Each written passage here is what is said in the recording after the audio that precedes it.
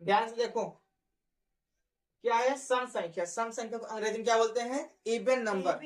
क्या बोलते हैं? Even number. ठीक ना? सम संख्या किसे कहते हैं? ऐसी संख्या जो दो से पूर्णतः विभाजित हो जाए उसे सम संख्या कहते हैं।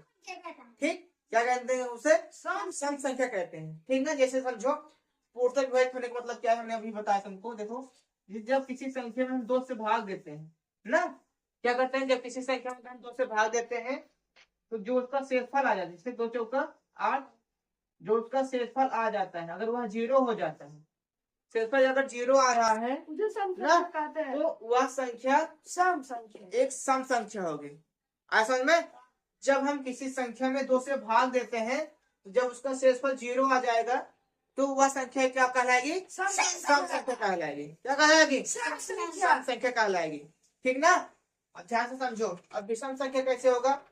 कि जब किसी संख्या में 2 से भाग देने पर उसका कोई ना कोई शेषफल बच जाए। जैसे देखो, अगर हम 2 से भाग देते हैं 7 में ना, 2 दिया है, हाँ, 3 बार जा रहा है तो 7 में 6 गया, 1 बच गया, इसका शेषफल 1 बच जा रहा है ना। ध्यान से देखो, जब किसी संख्या में 2 से भाग देने पर उसका शेषफल कुछ न कुछ बच जाए ना, तो वह संख्या विषम संख्या कहलाएगी। क्या कहलाएगी? विषम संख्या कहलाएगी। ऐसा समझ में? हाँ। कोई दिक्कत नहीं। अब ध्यान से समझो। देखो, पहले फिर से समझ लो, सम संख्या किसे कहते हैं? ऐसी संख्या जो 2 से पूर्णतः विभाजित हो जाए उसे सम संख्या कहते हैं।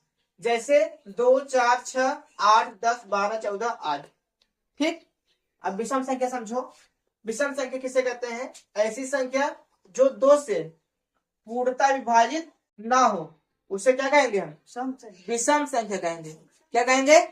विषम संख्या कहते हैं। जैसे 3, 5, 7, 9, 11, 13, 15। ठीक ना? ये सब संख्या क्या है?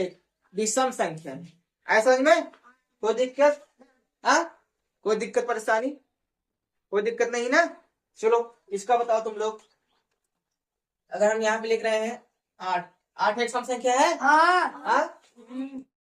78 सम संख्या है? हाँ। हाँ। 73 सम संख्या है? नहीं। हाँ? नहीं है ना?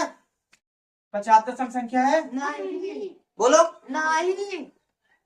76 सम संख्या है? हाँ। है ना? हाँ, तो इसी प्रकार समझ सकते हो कौन सी सम संख्या है, कौन सा विषम संख्या है। ठीक, आगे समझ में ना? कोई दिक्कत परेशानी?